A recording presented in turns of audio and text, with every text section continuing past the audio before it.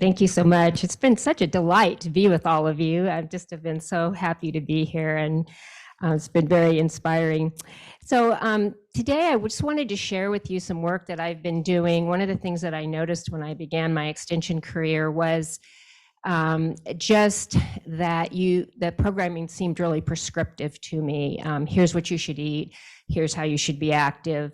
And I really wasn't seeing people making those long-term behavior changes. So what I began to do is develop this curriculum, and it's designed to, it's in 4 different sessions, which I'll do a high-level overview for you. And it's really designed to go with any curriculum that you might happen to be teaching. So I've used it in where I started. We have a course, a 4-week session called Kitchen Creations. It's a cooking school for people with diabetes and their families.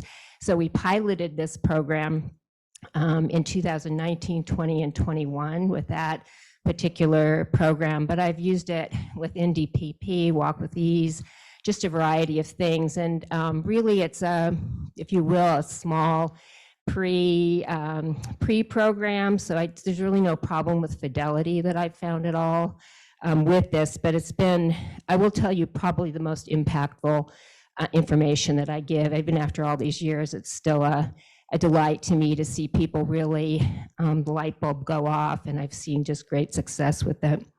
So it's helping participants to shift their mindsets in a more positive direction, overcome challenges and barriers, set realistic goals, focus on successes rather than failures.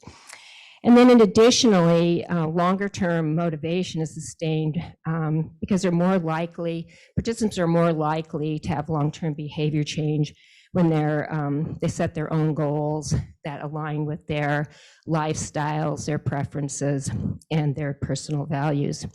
So when we finished the pilot, when asked if a new skill or concept would benefit their lives, 96% answered yes to that question.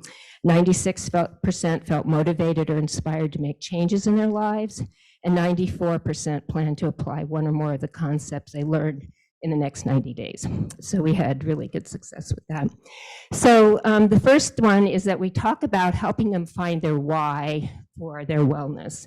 As people first come into a session, whatever it is, helping them understand what their why is around that. One of the biggest things is describing to them how a why is different than an objective goal. They might, for example, want to lose 5 pounds, but that simply isn't compelling. It doesn't make you highly motivated. So the whys are the reasons and benefits that will come to their life as a result of reaching that objective goal. And then we go on and explain how this is so important. It's called Think, Feel, Do. As they have a really strong understanding of what their why is for the next 4 to 6 weeks, their thoughts will be positive, they'll feel encouraged, they're much more likely to make healthier choices. And so that has been really helpful. So their assignment for the first week is to come up with one objective goal that they have and have 2 to 3 whys for that goal. The second session, this is probably the most impactful. I think a lot of times we hear, we'll just change your thinking. And people are like, yeah, great, how do I do that? And so this is some very tangible ways that you can do that. So the first thing is just helping them understand what a mindset is. So many people don't know what that really comprises. So helping them understand that when they see something in their thoughts, attitudes, or beliefs that do not align with their wellness goals, to challenge those and to make those changes. The next one is a very simple tool of how do you change your thinking. And this really introduces the idea of neuroplasticity and how you actually can change your neural pathways to align more completely with your wellness goals. So when they see perhaps an unhelpful thought, so many people come into wellness and health education classes with a lot of history of failure. And so they have a lot of negative thinking around that. So when they see this long-term unhelpful thought, challenging that, is that true? We tell ourselves a lot of lies. And then creating a new helpful thought. And this is just an easy thing to do, but it is something that is, in my particular life, life-changing. And so this has been very good. The third concept we teach this is based in the research that people that practice self-compassion are much more successful than people who beat themselves up all the time. I know for many of you that do health education, people come in with this perfection, all or nothing thinking. And the minute that they don't, they make one small unhealthy choice, they throw the whole thing out. So what I tell them is you don't need to get an A+ in wellness. You can get a C+ in wellness for consistency.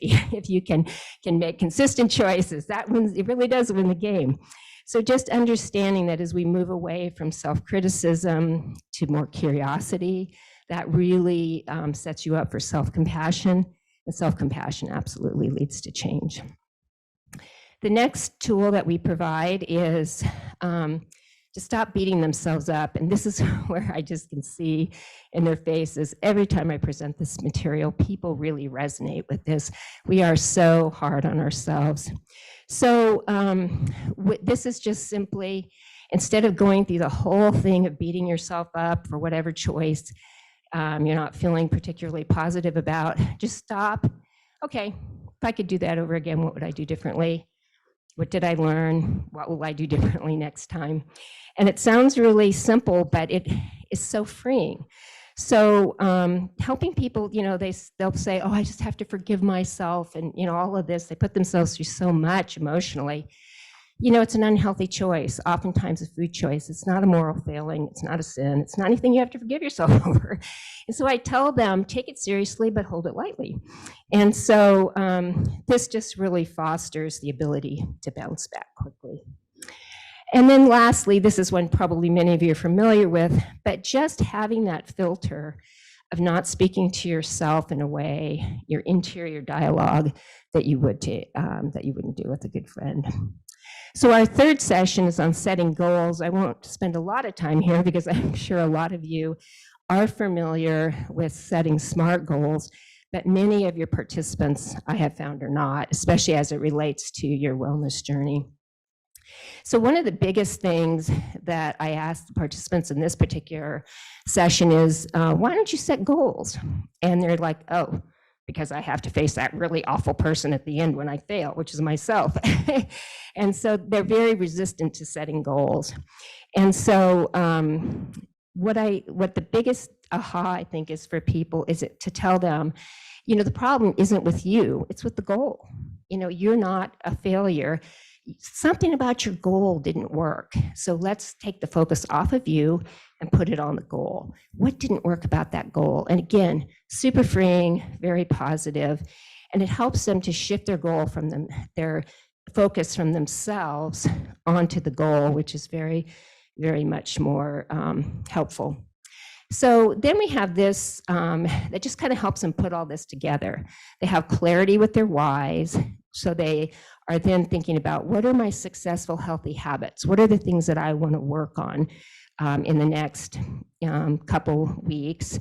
For example, I might want to be more active. The third thing is to figure out how you're going to do that this week. Put it into your schedule. And then the last one is to reflect, self-affirm, and celebrate. And this one is a tough one. A lot of people have, including myself, have a hard time doing that. And then the last session, they're getting ready to finish up the class, so we want to give them some things that they can, some takeaways for long-term motivation, to learn how to be their own coach, if you will. And so in this section, we're just talking about refreshing their whys every 4 to 6 weeks. We really teach the concept of self-efficacy, that they set small weekly goals that they know 100% that they can achieve, and they really understand the concept of self-efficacy and how important it is. And then we talk about being a good student of yourself, asking yourself those good questions, but really focusing on what went well. What are my wins this week? Okay, what were the barriers and the challenges? It's not about me, it's about my goals. How can I fine-tune this so that I can be more successful next week?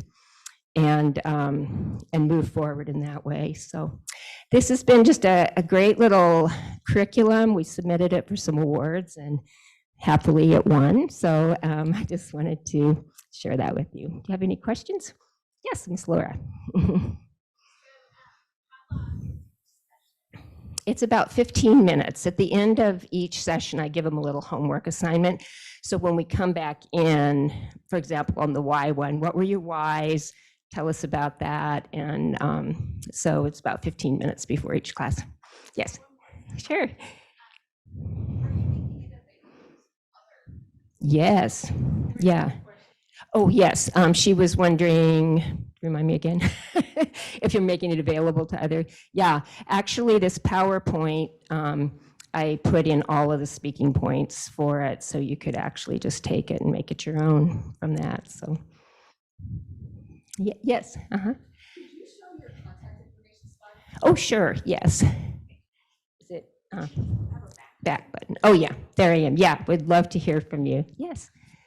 Degree of readiness, or what type of readiness do you think the participants are best served? Which participants are best served? So what stage of readiness do you think? I think this meets everybody everywhere where they are, because for some of these it's brand new information, and they resonate with different things. So for example, under the thinking tools, I ask them to just pick one, just pick one and practice it. So it kind of really allows them to step in at whatever stage of readiness they're at. Yeah.